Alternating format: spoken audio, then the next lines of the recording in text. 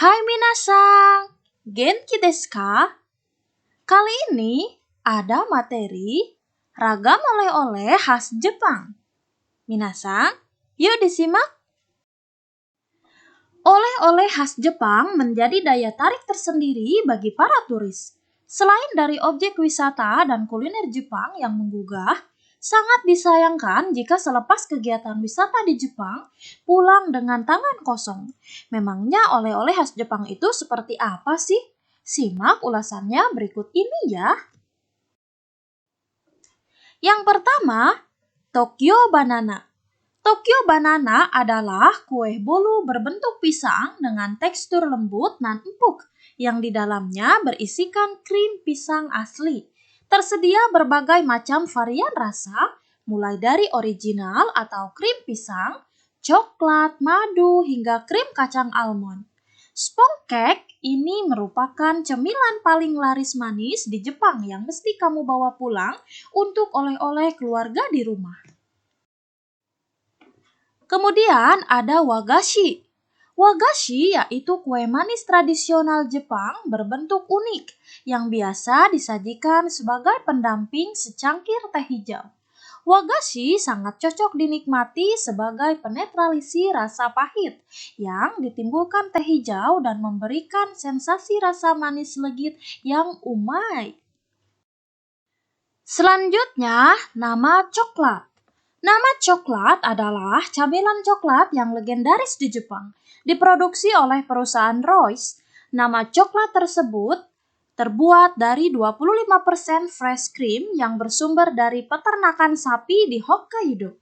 Nama coklat memiliki tekstur yang lembut dan seketika akan melumuri mulut saat digigit. Kemudian, maneki neko. Diyakini sebagai simbol pembawa rezeki, maneki neko banyak diburu wisatawan karena bentuknya yang imut. Patung kucing ini biasa ditempatkan di toko-toko atau rumah makan Jepang dengan keyakinan membawa keberuntungan dalam hal pendapatan. Di sisi lain, maneki neko menarik perhatian turis karena lucu dan menggemaskan hingga seringkali diminta banyak orang sebagai oleh-oleh. Kemudian ada Daruma. Memiliki wajah yang cukup menyeramkan, Daruma merupakan salah satu souvenir favorit wisatawan asing. Boneka tradisional Jepang ini berwarna merah dan berbentuk bulat. Daruma bukanlah sembarang boneka. Ketika didorong dan terjatuh, boneka tersebut akan kembali tegak, melambangkan sikap pantang menyerah dan berusaha bangkit ketika mengalami kegagalan. Selanjutnya, kokeshi. Kokeshi adalah boneka tradisional khas Jepang yang terbuat dari kayu. Boneka ini memiliki ukuran kepala yang lebih besar dibanding badannya, sehingga dilihat dari sudut manapun terlihat unik dan lucu. Cocok dijadikan sebagai oleh-oleh khas Jepang untuk anak. Banyak juga yang sengaja membeli kokeshi untuk sekedar koleksi pajangan di rumah. Kemudian ada Edo Kiriko. Edo Kiriko adalah kerajinan tradisional Jepang berupa cangkir yang dibuat dari lapisan kaca transparan warna-warni beragam motif hasil ukiran tangan. Hadirkan kesan mewah, pembuatan Edo Kiriko memerlukan teknik tingkat tinggi hingga ciptakan keindahan yang elegan. Tak ayal harganya mahal. Oleh-oleh Jepang ini worth it bagi yang menghidamkan perjamuan makan bernuansa glamor. Selanjutnya, kendama. Kendama adalah mainan klasik asal Jepang yang dapat melatih fokus dan kesabaran pemainnya. Memang terlihat sederhana, namun mainan yang berbahan dasar dari kayu ini cukup sulit dimainkan. Membutuhkan trik tertentu agar bola dapat masuk ke ujung tangkai.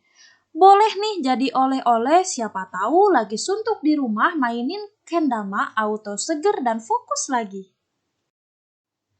Selanjutnya ada furoshiki.